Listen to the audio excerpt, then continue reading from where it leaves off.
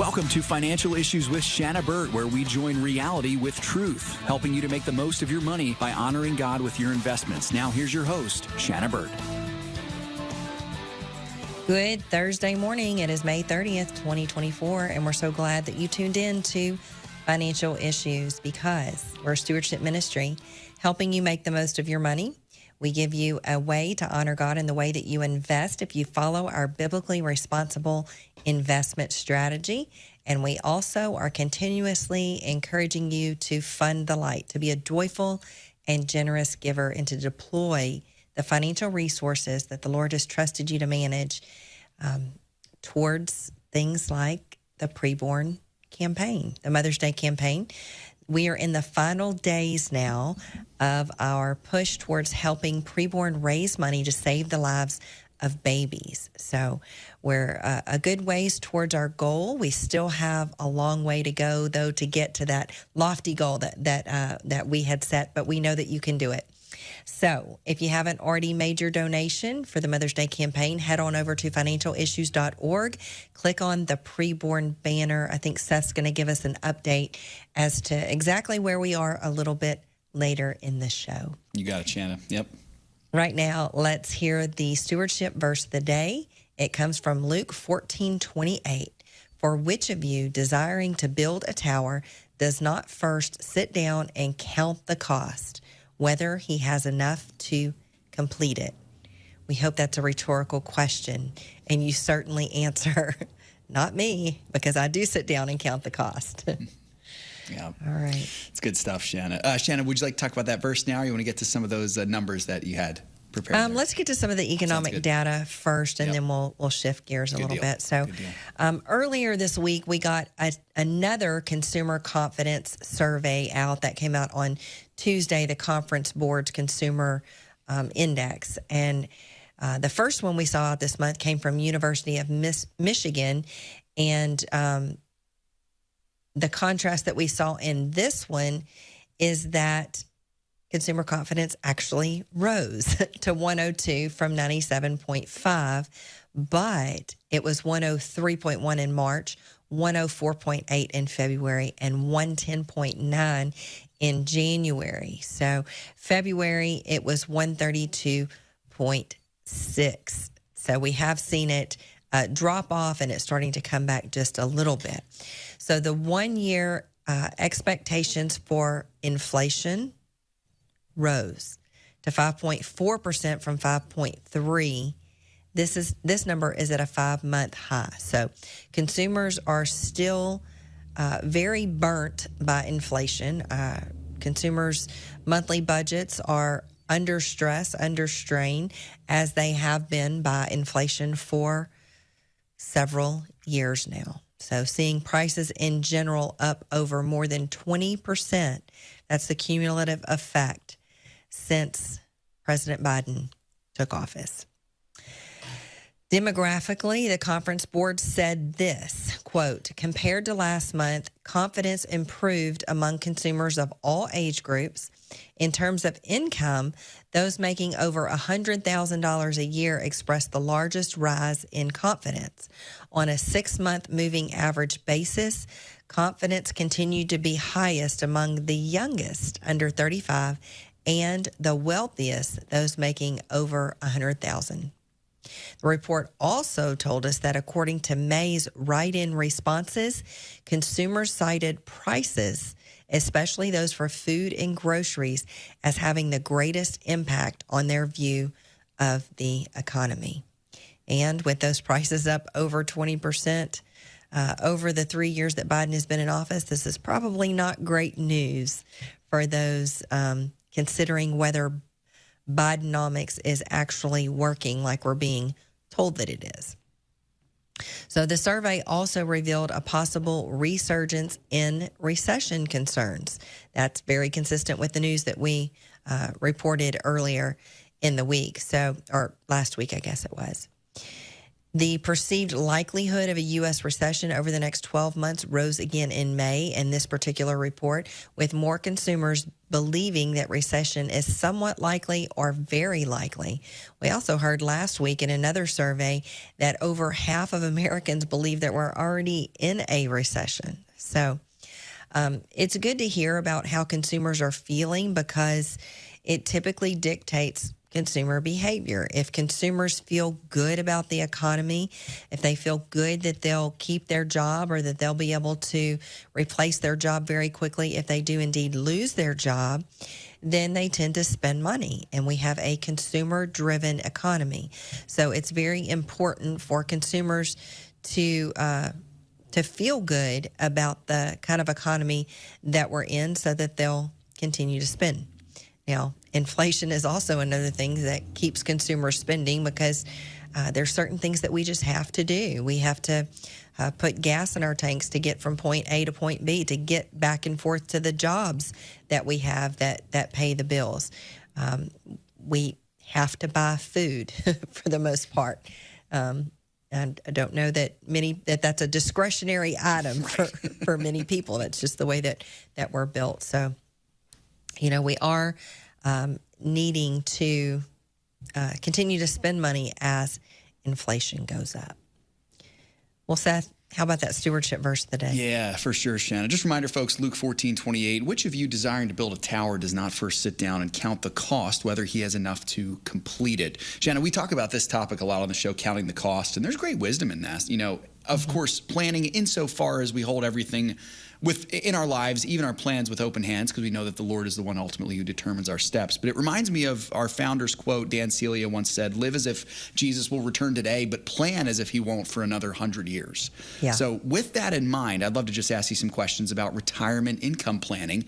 Just some basics to start here, Shana. What is a good number for us to save, a good target? And this is good for us whether we're already kind of in that stage or whether we're kind of approaching it, or like me, we're perhaps many, many years, even decades away from it. What's a good number to save? What's a good time frame for which, like how long we need to have money saved? What are some of these good questions that we need to be asking? Yeah. So I've heard lots of advice out there that, you should save a certain percentage of your income, or that you need to have accumulated so many times your income. But I think it's a very personalized strategy when it comes to retirement planning. And I think, very good wisdom is to start and take a look at what you're spending. Not only is that important right now to be able to make sure that you have some discretionary income to save, to put back towards retirement planning, but it's also going to give you an idea of what you need to save based on what you will be spending in retirement. Because if you miscalculate that number, your whole retirement plan is thrown off. So there's so many variables in there, and it's good just to, I encourage people all of the time, go to your wherever you do your banking. Odds are most of you have one account that is kind of your operating account. Your income comes into it, you pay your bills out of it, so on and so forth. So what I think is a great exercise is to go in and export all of your transaction for the past year. And then you'll want to take a look at, is there anything recurring that I don't have anymore? Maybe I paid off student loans, or maybe I paid off a debt that I did have before. And you can kind of take those things out. Look for extraordinary expenses, like did I get money back from income taxes, or did I have to pay money into income taxes? And then get a really good idea of what you're spending. I think it may shock you. It tends to shock most people, because if you sit down and you just start to look at, how much am I actually spending? And you think, well, my utility bill is this and my car note is this, I can guarantee you're probably going to miss out on quite a few things. So once you've got that number, then you have to make some assumptions about what the future of taxes are going to be and the future of inflation. But there's some really good retirement calculators out there that can get you on track. And it can help you understand, how long do I need to work to meet the kind of goals and have the lifestyle that I want to have. So, and I don't know that that there's any really good biblical standard for retirement. I think we should always be about the Lord's work. So it might just look different as we shift into retirement. Maybe we can pick more up in the next segment there. For sure. Because we've got to take a break right now, but don't go anywhere because we're going to be back with more financial issues right after this. The miracle of carrying a child creates a unique bond between a mother and her unborn baby. She feels the baby's movements and responds to their needs even before birth. Help create that bond between an abortion-minded mother and her unborn child by giving the gift of life through Preborn. During the month of May, you can bless your mom for Mother's Day by giving to Preborn on your mother's behalf. For $28, you can sponsor an ultrasound scan that will enable an abortion-minded woman to hear the heartbeat of her baby. 90% of the time, that sound will change a woman's mind and cause her to keep their baby. Give the gift of life to the woman that gave you life by sponsoring an ultrasound. Go to preborn.com/FISM to give. That's preborn.com/FISM. You can help an abortion-minded mother receive discipleship, encouragement, and the strength needed to have her baby. There are moments in life that define us. Choices determine the courses we take. Choices that create life, or those that save a life.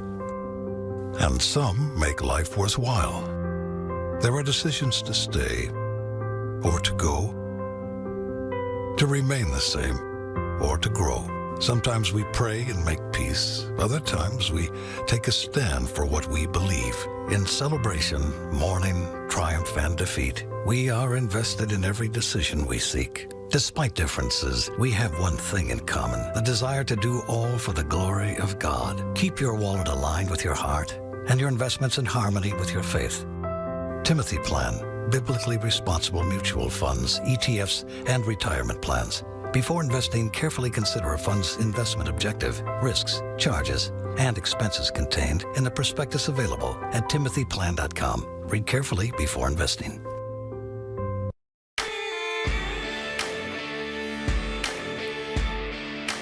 Welcome back to Financial Issues, folks. Good to be here with you.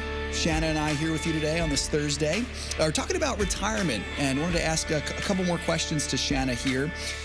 Shana, you had answered that last segment just talking about how, this is really kind of a personal thing, and we have to look at our own personal financial situation to really get a good sense of it. But I have to ask this question: when is a good time to begin saving for retirement?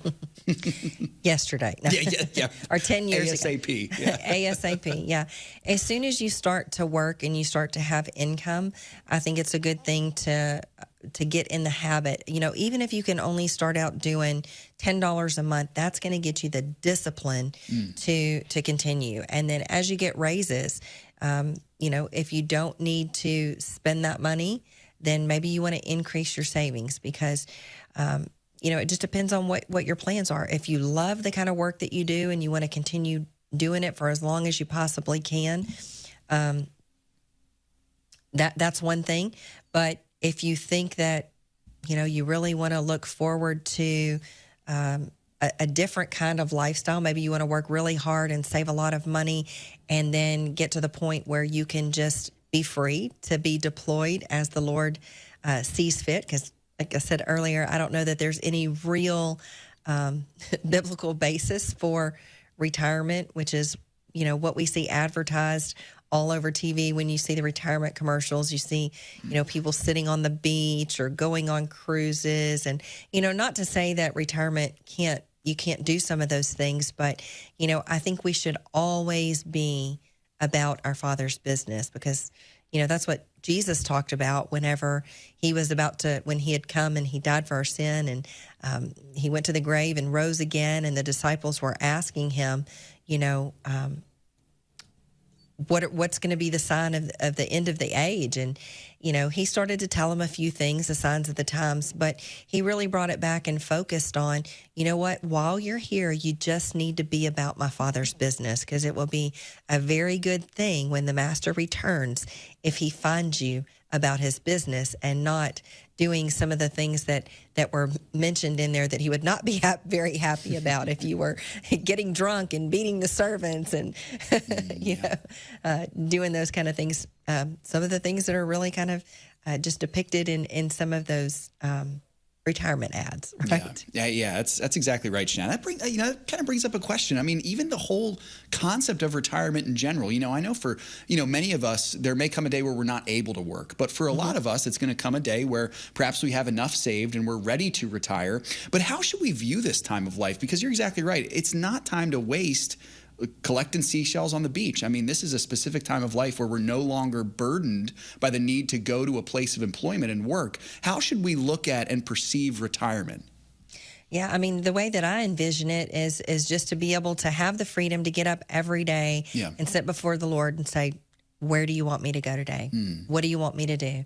A time for us to really draw close to the Lord. And, as time marches on, things are going to get worse if we believe what our Bible says. The days are going to get harder. We're going to see the birth pains. We're going to see natural disasters. We're going to see wars and rumors of wars. We're going to see deception and anxiety increase to all-time levels. And, what a better opportunity to be the hands and feet of Christ, to be prepared, to speak life, to speak the gospel to the ends of the earth. Yeah, and especially assuming that many of us who are going to be in that stage or are already in that stage have younger generations, children, grandchildren, perhaps great-grandchildren who need the gospel. It's a really good reminder. Yeah. Is there a target age, Shanna, or is that kind of more dependent on the specific circumstance?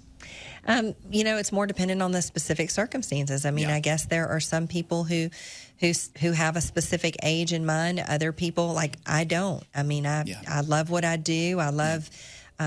I consider what I'm doing to be ministry, to help people with their finances, to give them good, solid biblical advice, to help them prepare, help them to be responsible, help them to grow their money, to be able to be joyful and generous givers.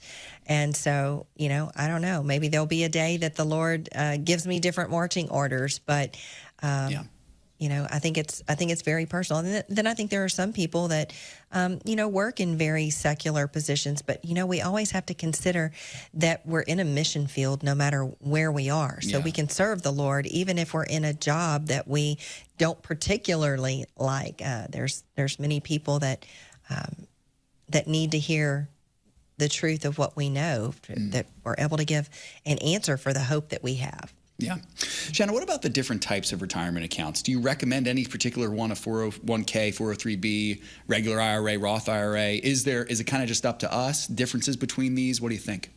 Well, some of that is going to be dictated by where you work. So, you can't have a 403b unless you work for a nonprofit organization that offers a 403b.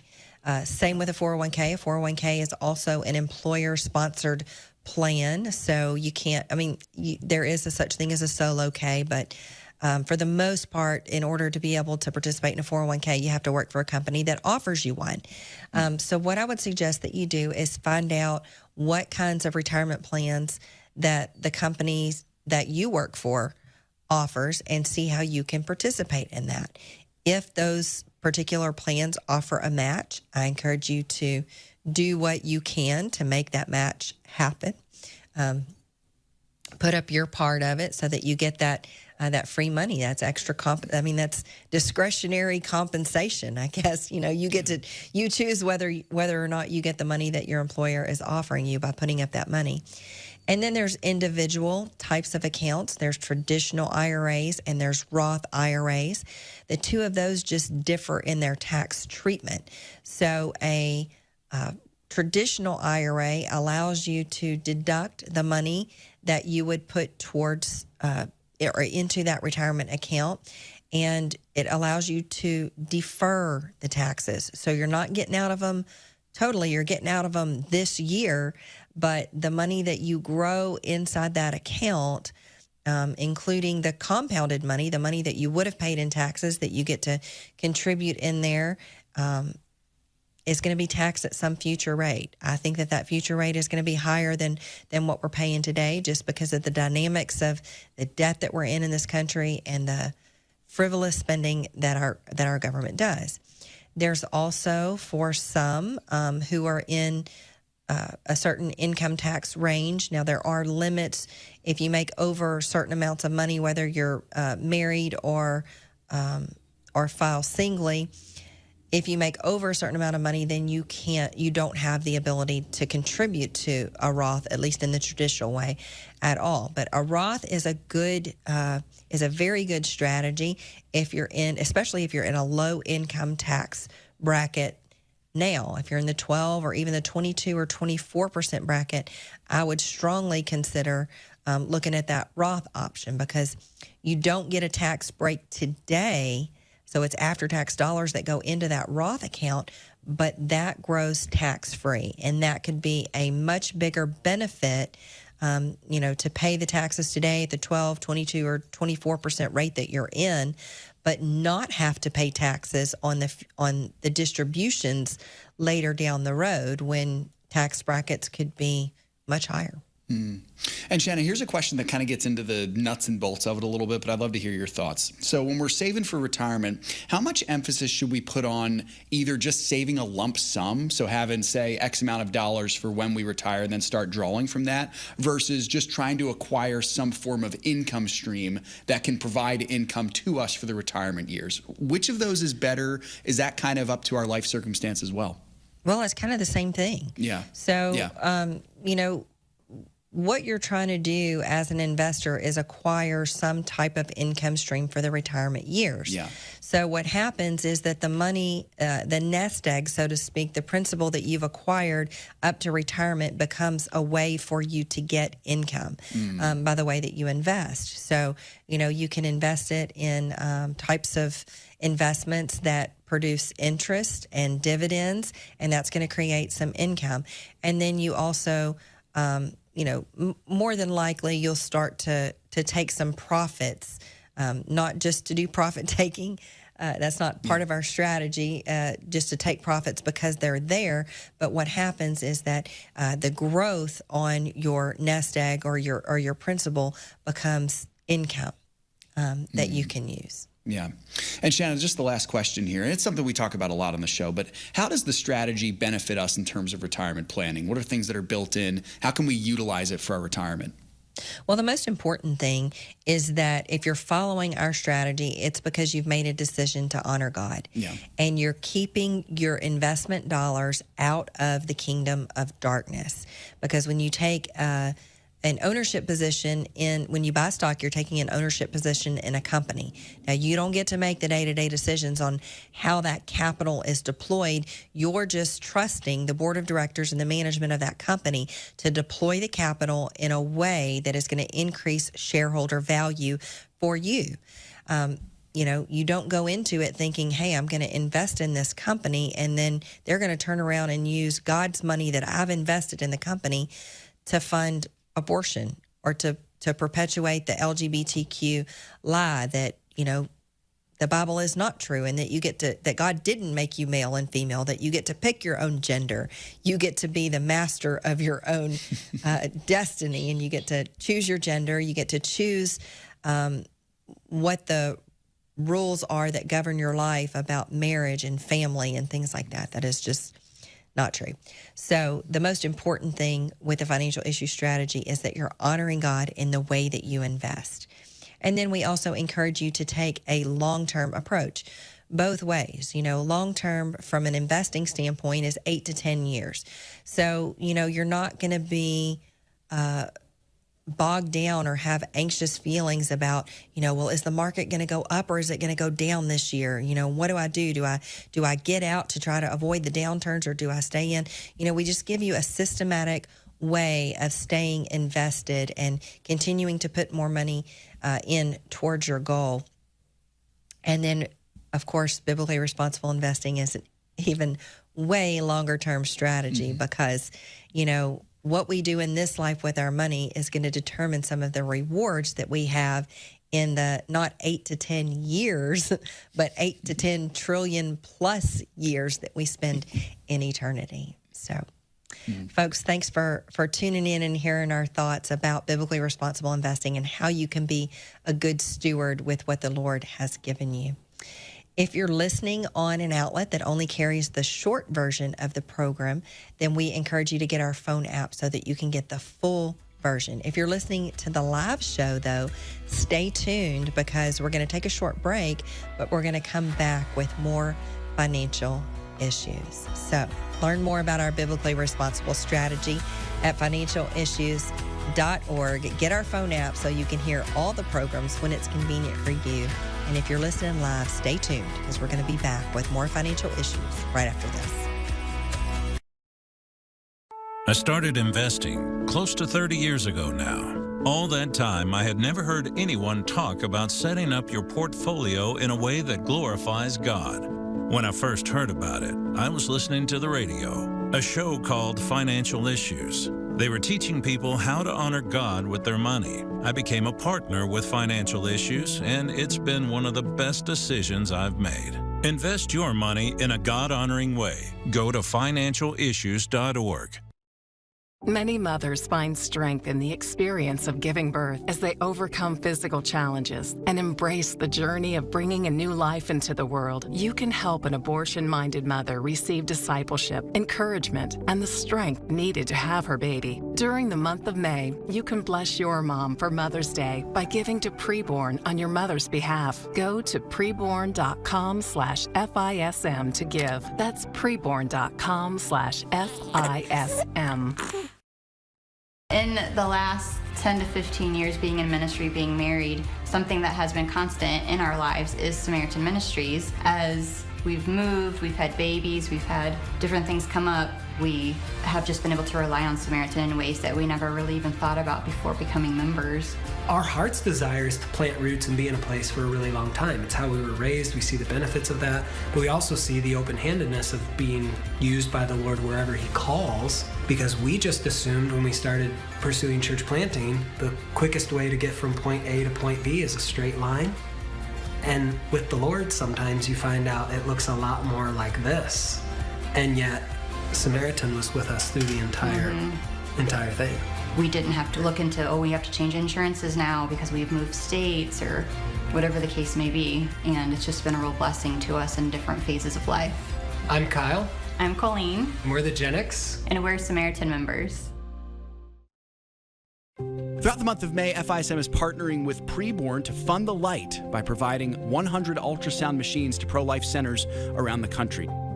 Now, how can you contribute? Well, for as little as $28, you can provide an ultrasound scan to an abortion-minded woman in crisis. And when that woman hears the heartbeat of her baby, she will choose life, get this, 90% of the time. It's remarkable. And guess what? With the help of a donor match, for every 200 scans donated, that's for a net value of $5,600, Preborn Ministries will be gifted an ultrasound machine to place at a clinic in need.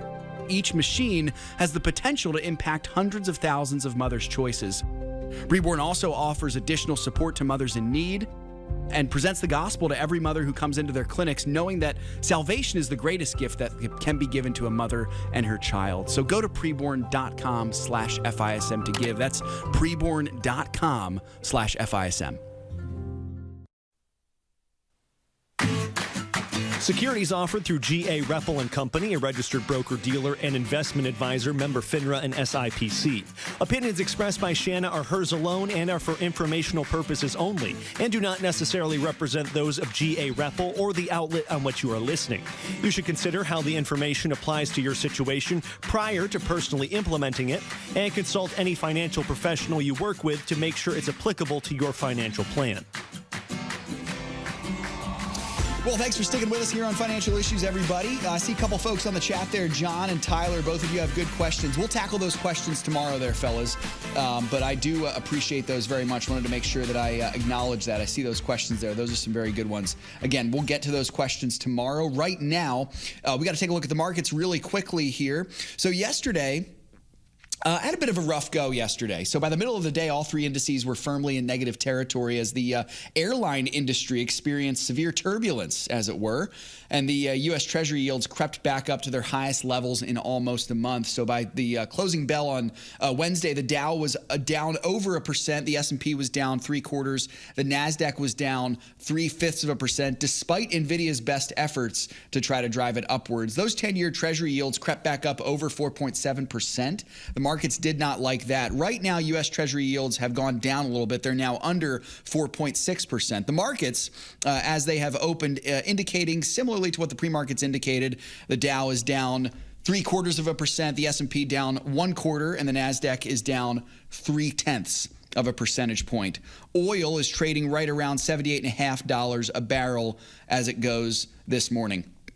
So, folks, I have a special guest of the program on with me here for our preborn campaign. We are coming down the wire for this preborn campaign, and I just want to say thank you all to those of you who have given to this match. We are just so grateful for all the many gifts that you all have given, and I'm very pleased to report to you all that we have blown past that 50 machine goal. If you've heard us mention this on the show before, of course, we have the possibility to hit 100 machines. And so we don't have much time left here right now, folks, but I know there's someone out there who has roughly about $200,000 left that we need to be able to hit that goal. So I would encourage you, we have about 36 hours left in this campaign, and we have just seen God's faithfulness multiplied through all of you. So thank you all so much. And I've got Dan Steiner, the president of Preborn, on with me, both as a celebration of what God has already done and also as a final charge for you, if you've not given yet, to consider doing so. Dan, it's great to have you on today, brother. Welcome. Well, it's great to be here. Thank you, Seth. And yes, so sir. Thank you for the listeners here that have done so much. This is awesome. Yeah, absolutely, man. Absolutely. Dan, just give our listeners a final charge. As we have less than 2 days remaining on our campaign. When they give to Preborn, if they're on the fence, what do their dollars go towards? How are they saving lives? How are they spreading the gospel? Well, here's the beauty of it. We've asked listeners to sponsor an ultrasound for $28, 5 of them for $140. All of the $28 of the $140 goes to our clinics. We underwrite our independently, underwrite our administrative expenses for the ministry. And so we're able to give the money right to our clinics across the United States. We got over 100 of them in the highest abortion areas and in abortion destination states where women are being trafficked to get abortions. Now that many states have very wonderful pro-life laws. And so we are there at the point of need. You're there with your contribution. It's tax deductible, and that underwrites an ultrasound session for a young woman who's in the middle of an unplanned pregnancy. She's being pressured to abort, and we're there as hands and hearts of hope to these girls, giving them doctor visits, housing, counsel, de-escalating them so they can choose rationally, not make a decision that they'll regret for the rest of their lives. And we're also, Seth, putting together and are reaching women online because now 63% of the abortions in America are abortion pills. And so those are obtained online, and Preborn is the competition hour by hour, daily reaching over 200 women online that are searching for abortion pills. And so all of those are being routed through a clinic and given an ultrasound through the generosity of the listeners here. And Dan, to kind of get to the specifics of it, how is Preborn reaching these girls online? Is it through Facebook? Is it through other social media, email? What are you guys doing? Yeah, we have an omni-channel platform outreach. It's primarily pay-per-click, where we buy abortion words that she would be searching for online, because she does everything online. She's a digital native. She's a Gen Z. She's a millennial. She has her entertainment online. She has her friends online. She orders her stuff delivered to her door online. Yeah. She lives online. And so we reached her she'll put in, abortion clinic near me, abortion pill, how much does an abortion cost? And we buy those words so that our site, Preborn's site, shows up before the abortion clinic site, or at least the abortion clinic site. And she clicks on that, gets our call center. Our call center then routes her to one of our clinics to get the ultrasound that the financial issues listeners are paying for. And so they're hand in glove with us in reaching these women and providing a compassionate solution at the moment she's searching for abortion. So we're right on the front line of this thing, right at the very tip of the spear of the abortion debate. This isn't about changing the laws or about protesting. This is reaching the girls. Amen. And most importantly, as you know, Seth, with the gospel of Jesus Christ, which is the thing she needs the most to make better decisions in her life. So, Dan, you're exactly right. And this really is a spiritual war here. We talk about this often. I've heard you use the phrase before, how the abortion industry is part of the church of Satan. And it really is. I mean, it's utterly demonic what these people who are promoting this thing are doing, not just killing babies, but harming women eternally. I saw a headline, Dan. I'd love to get your thoughts on this. Came across my eyes.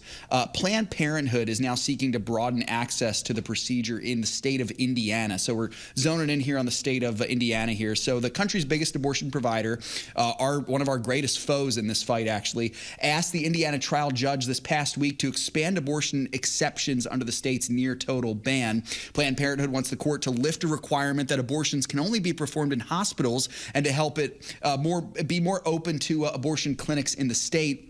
They declared in a statement, quote, "The fight isn't over in Indiana. Today we're asking the trial court to protect the Hoosiers' health and limit the scope of the state's unconstitutional abortion ban," what they are calling it. Obviously, nothing but lies here, Dan. But what do we make of this, and how is Preborn fighting back against stuff like this? Well, we're not the ones that are doing the legislative front on this, but we have many that we partner with in the state of Indiana and throughout the country, giving them women that can contradict the lies of Planned Parenthood that this is health care. That's what they're going to the judges for, saying that this is women's health care we're restricting. No, it isn't. It's killing babies, and it's and women die from this. Emergency room visits are up 500%. And so we just come with the facts on this.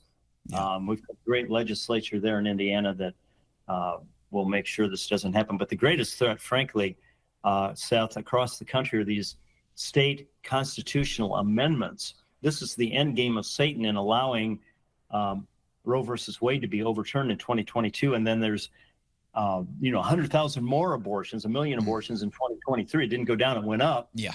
Now what they're trying to do is they're trying to make it an immutable constitutional amendment in conservative states like Ohio, which passed this thing last year.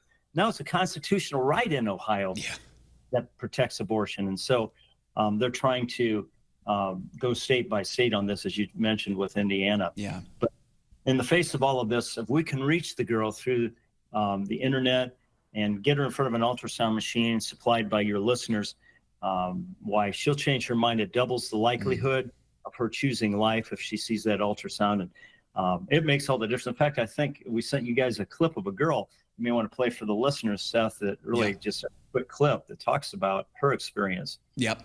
Let's do that. Yeah, this is a clip from a girl. I believe her name's Candace. Guys, let's go ahead and fire off this clip from this gal who was blessed by Preborn.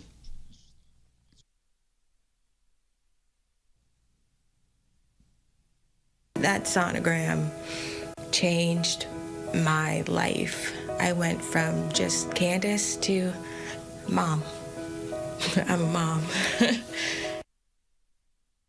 And, you heard that. Changed your life. Amen. Yeah, this is what we're doing. We're talking about life changes. And so if you're listening today, maybe you've had a good year on the stock market, and you can help us reach that. You need another couple 100,000 before the end of the month here when our match. We have a very unique situation where every time that we get $5,000, we trigger an ultrasound given to Preborn by a generous family. And also, every dollar that's given to Preborn is matched to Financial Issue Stewardship Ministry.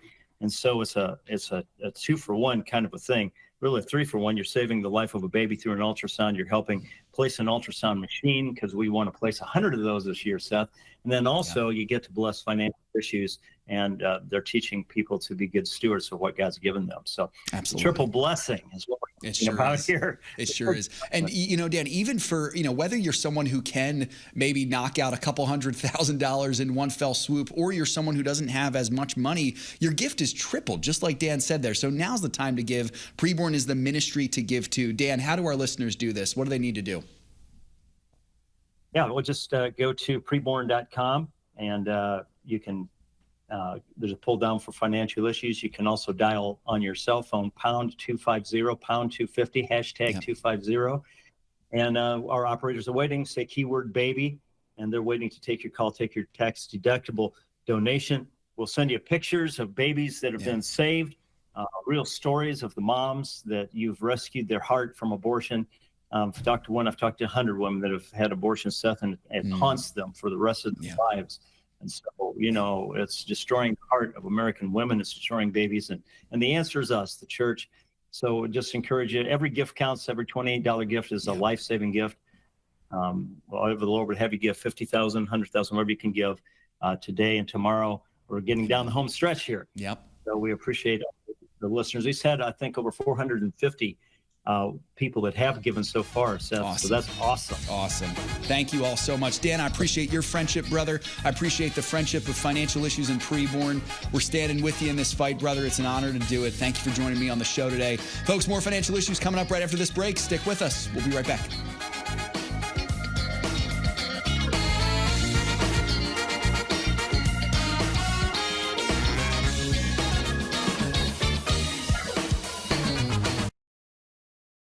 The miracle of carrying a child creates a unique bond between a mother and her unborn baby. She feels the baby's movements and responds to their needs even before birth. Help create that bond between an abortion-minded mother and her unborn child by giving the gift of life through Preborn. During the month of May, you can bless your mom for Mother's Day by giving to Preborn on your mother's behalf. For $28, you can sponsor an ultrasound scan that will enable an abortion-minded woman to hear the heartbeat of her baby. 90% of the time, that sound will change a woman's mind and cause her to keep their baby.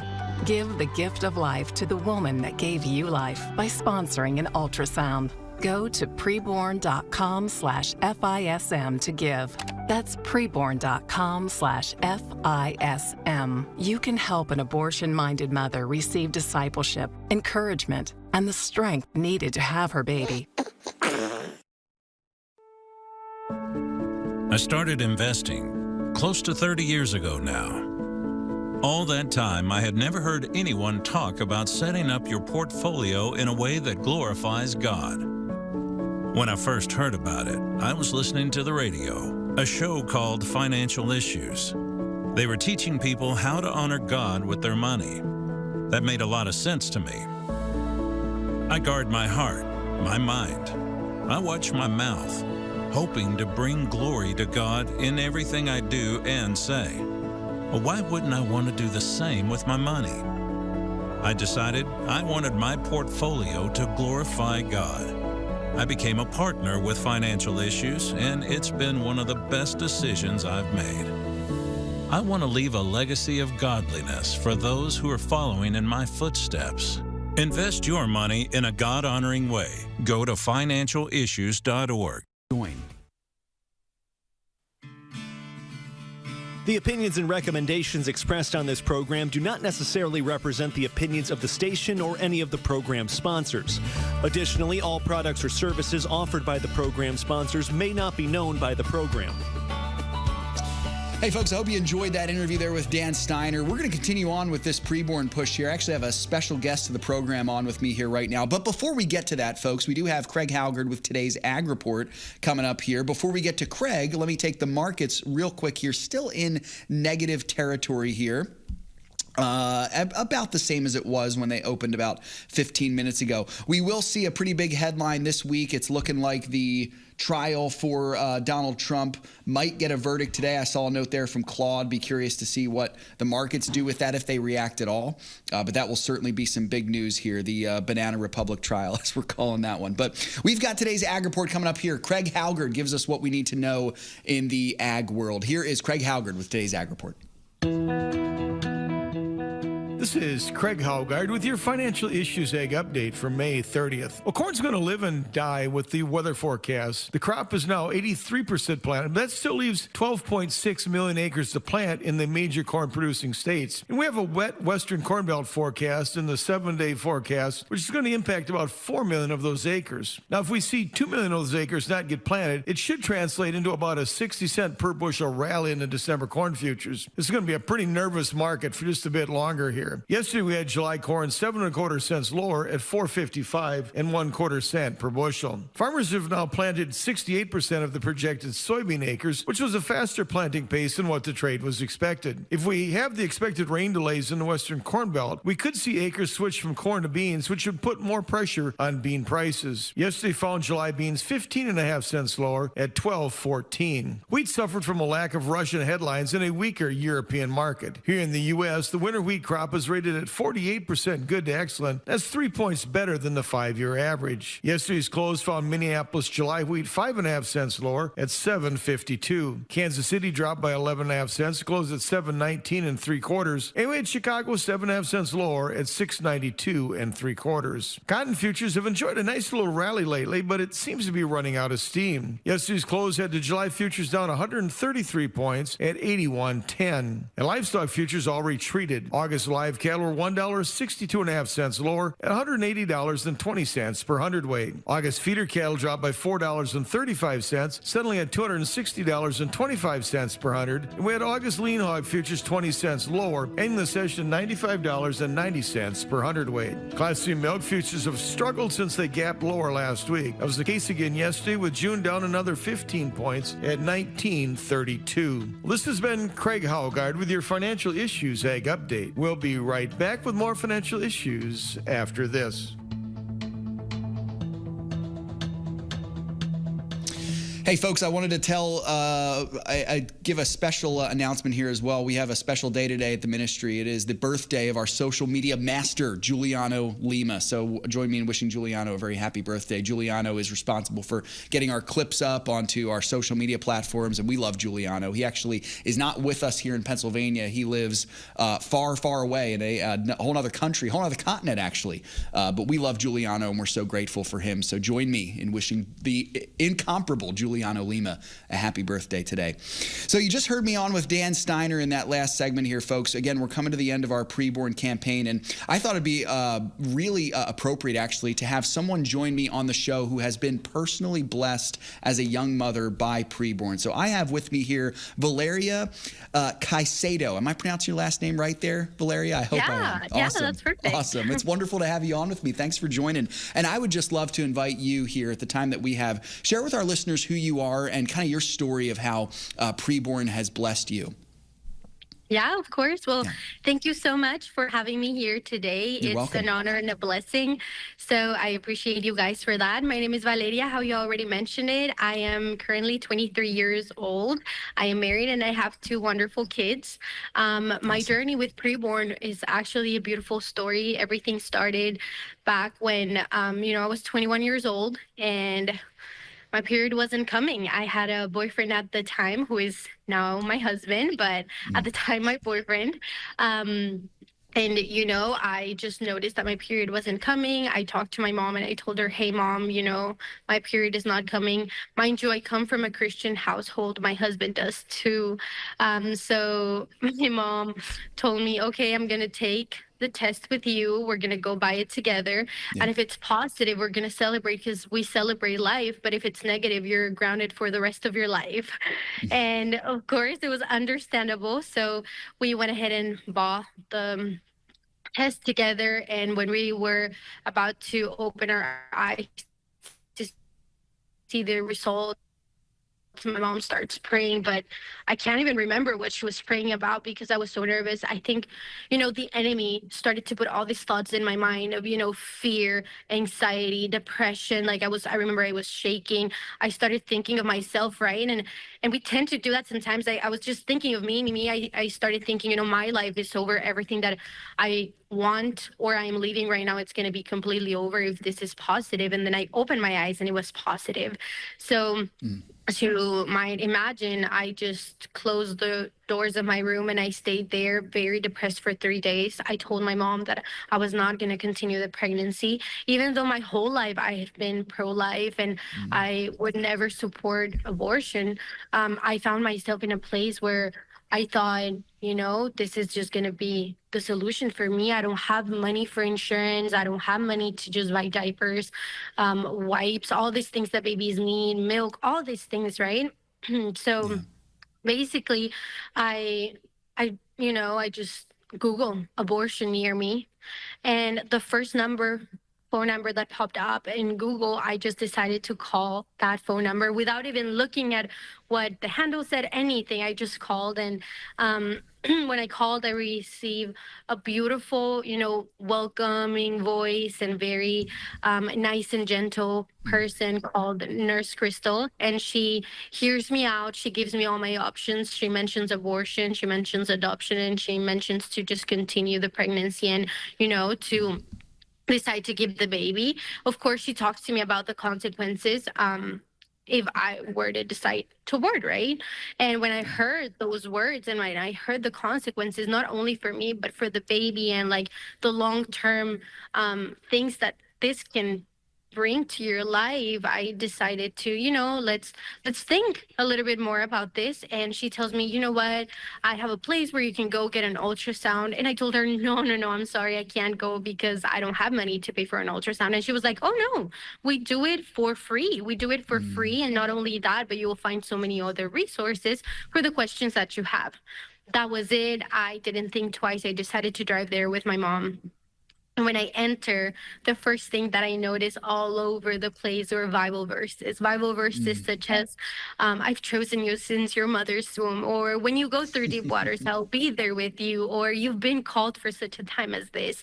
And it's like the Holy Spirit started to do that work within me and within my heart of opening up and receiving that grace that the Lord had given me during that time. So because of that, I decided to, open my heart there, and I talked with someone there, and they gave me counseling. It was beautiful. They walked the whole process with me. They understood where I was coming from. And not only that, but I was able to hear, the heartbeat and see the baby, which that was the moment when I knew that I just needed to continue and that God was going to give me the strength to, continue and just do it, and that I was called to be the mom of that baby and that I was going to do it great because God had assigned that to me. So I decided to continue the pregnancy, and little after that, I get married. Then we find our place and we start going to the pregnancy center every week, several times a week to get all of the resources. They have amazing classes of finance, of how to raise babies, even relationship wise. My husband starts going to a class that they had there for men. I start building community, and I found other girls that were in the same situation that I was once there. And because of sharing my story, and I would even give them my baby and tell them, you can pick her up, like it's beautiful, you got this. They decided to continue their pregnancies too. And after that, everything since then has been beautiful. And there's amazing days in motherhood, there's hard days, but there hasn't been one day where I would think, oh my gosh, I would do anything different. I love my baby. Every single thing that she does brings so much joy to my life. And when she turned 1, we decided to even start trying for another one. So we did. Now we have not only our baby girl, but we have a baby boy. He's 4 months old. And God has done so much more than what we thought. When I say, oh my gosh, my life is going to be over, it was the complete opposite. God actually turned everything around. And right now I'm living so much more than what I could ever dreamed of. So I would just only inspire and tell every single young lady out there, and if you're not young or whatever stage you are in life, I would just encourage you to know that you're not alone, that God is with you, that He has equipped you and He has given you every single thing that you need to be a good mom. If you think this is a money issue, if you think you don't have insurance, if you think you don't have the resources, every single pregnancy center that's around your area is willing to help you, to be there through the process. And not only that, but God is with you. And what else can we ask for a perfect father, right? So that's my story. And, we continue to live it. Awesome. Valeria, thank you so much. You've blessed so many people coming on and sharing that. And it was so cool because we just had Dan on in the previous segment, and he talked about how, one of the things Preborn is doing is reaching women online. And so you looked for an abortion clinic and you found the phone number of a preborn clinic. It's just amazing how God was looking out for you and for your child and for your family as well. We're so grateful for you sharing your story with us. Thank you for being vulnerable. And folks, I just want to remind you that this is the type of wonderful goodness that you participate in when you choose to give to ministries like Preborn. So that's what we're here to tell you about. Folks, it was a great show as always. God willing, we'll be back tomorrow for Rapid Fire Friday. Until then, remember, it's all His. It's all His. Let's be found good and faithful stewards with it. God bless you all. And Lord willing, we'll see you tomorrow for more financial issues. Have a great day.